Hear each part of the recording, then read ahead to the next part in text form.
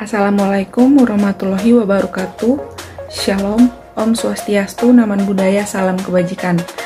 Perkenalkan, saya Restrida Natalia Damehindom dengan NIM 07311.047 akan mempresentasikan hasil UTS Teknik Pemanfaatan Batubara.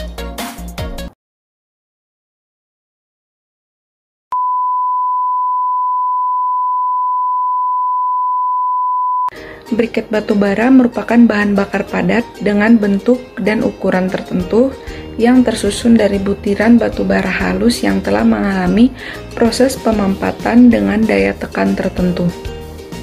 Agar bahan bakar tersebut lebih mudah ditangani dan menghasilkan nilai tambah dalam pemanfaatan, syarat briket yang baik adalah briket yang permukaannya halus dan tidak meninggalkan bekas hitam di tangan. Jenis berkarbonisasi atau super. Jenis ini mengalami terlebih dahulu proses dikarbonisasi sebelum menjadi briket. Dengan proses karbonisasi, zat-zat terbang yang terkandung dalam batubara tersebut diturunkan serendah mungkin sehingga produk akhirnya tidak berbau dan berasap. Namun biaya produksi menjadi meningkat karena pada batubara tersebut terjadi rendemen sebesar 50%. Briket ini cocok digunakan dalam keperluan rumah tangga serta lebih aman dalam penggunaannya.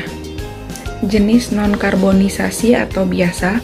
Jenis ini tidak mengalami dikarbonisasi sebelum diproses menjadi briket dan harganya pun lebih murah.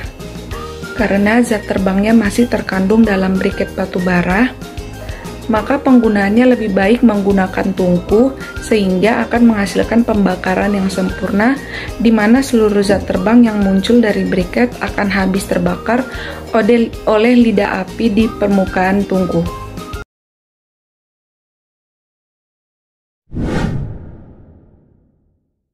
Cold Water Mixture atau CWM merupakan metode lanjutan untuk meningkatkan nilai ekonomis batubara. CWM adalah kombinasi dari campuran batubara, air, dan zat aditif. CWM adalah campuran bahan bakar batubara bubuk dan air dengan bantuan aditif untuk membentuk suspensi kental homogen selama penyimpanan, transportasi, dan pembakaran. Itu harus dalam keadaan homogen untuk mendapatkan bahan berupa cairan yang dapat didistribusikan melalui pipa untuk memecahkan masalah transportasi.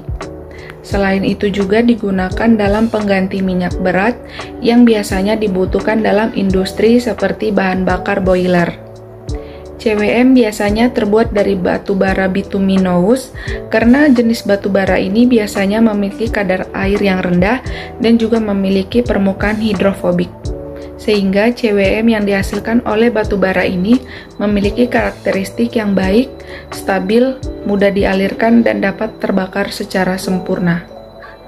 Pada gambar 1, penelitian tentang pembuatan dan pembakaran CWM telah dilakukan dengan menggunakan bahan batubara kadar rendah dan batubara bituminous.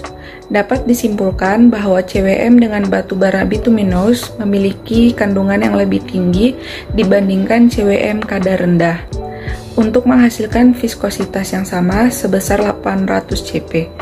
Karena itu, kandungan batubaranya yang lebih tinggi, CWM memiliki tingkat kalori yang lebih tinggi sehingga pembakarannya lebih efisien. Pada gambar 2, karena perbedaan densitasnya, batubara cenderung memisahkan diri untuk membentuk endapan sedimen dalam air. Untuk mencegah hal tersebut, perlu ditambahkan bahan tambahan yang biasanya berupa bahan kimia dalam jumlah yang relatif sedikit.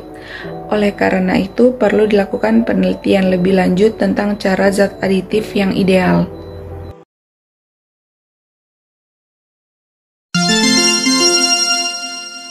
PLTU adalah jenis pembangkit listrik tenaga termal yang banyak digunakan karena efisiensinya tinggi sehingga menghasilkan energi listrik yang ekonomis. PLTU merupakan mesin konversi energi yang mengubah energi kimial dalam bahan bakar menjadi energi listrik.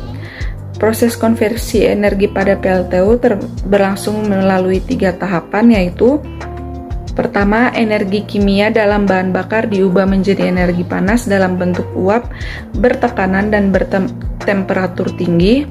Yang kedua, energi panas uap diubah menjadi energi mekanik dalam bentuk putaran. Dan yang ketiga, energi mekanik diubah menjadi energi listrik. Selain itu, PLTU juga menggunakan fluida kerja air uap yang bersirkulasi secara tertutup. Siklus tertutup artinya menggunakan fluida yang sama dengan berulang-ulang. Urutan sirkulasinya sebagai berikut.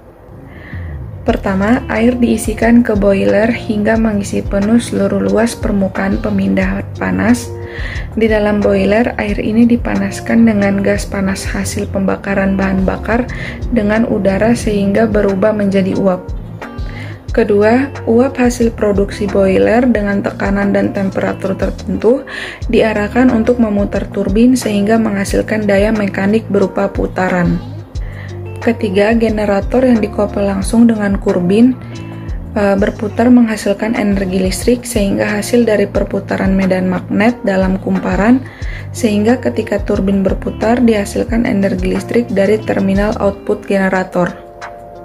Keempat, uap bekas keluar turbin masuk ke kondensor untuk didinginkan dengan air pendingin agar berubah kembali menjadi air yang disebut air kondensat.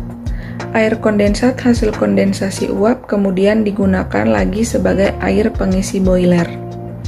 Demikian siklus ini berlangsung secara terus-menerus dan berulang-ulang.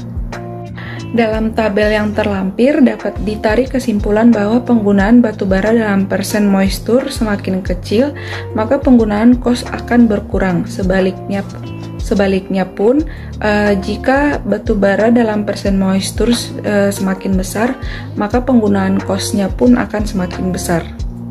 Selain itu, dalam penggunaan including power generation atau excluding power generation, dapat diketahui jika penggunaannya akan menghasilkan hasil yang lebih baik dan processing cost dapat dibilang cukup murah, maka pilihan terbaik yaitu menggunakan including power generation.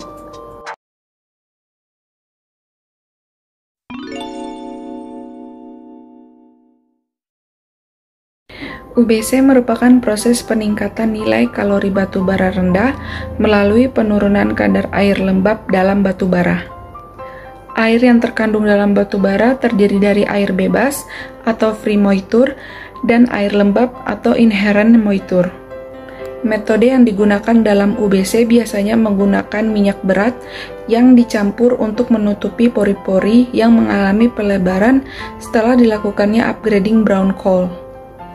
Penutupan pori-pori atau coating tersebut menggunakan residu berupa low sulfur waxing yang berguna melapisi pori-pori batu bara sehingga setelah dilakukan proses upgrading brown coal, penyerapan kembali moisture akan semakin kecil. UBC juga mempunyai pengaruh dalam penurunan inherent moisture, kenaikan nilai kalori, terjadinya proses coating atau pelapisan, dan memperkecil penyerapan kembali moisture pada batu bara. Dalam proses UBC, batu bara digerus sampai ukuran kurang dari 3 mm, kemudian dibuat slurry dengan menggunakan minyak tanah yang dicampur dengan minyak residu, kemudian dipanaskan pada temperatur 150 derajat Celcius dengan tekanan sekitar 3,5 atm. Batu bara hasil proses dipisahkan, dikeringkan, dan dibuat briket. Sedangkan campuran minyak tanah dan residu digunakan kembali untuk proses selanjutnya. Penambahan minyak residu diperlukan untuk menutup pori-pori batu bara yang terbuka, sehingga air yang telah keluar tidak akan diserap kembali. Elemen yang paling penting yang merupakan konsep dari setiap proses upgrading batu bara adalah proses penghilangan kadar air atau pengeringan atau disebut dengan drying. Secara sederhana, proses ini dapat meningkatkan nilai kalor sehingga meningkatkan pula efisiensi dalam proses pembakaran.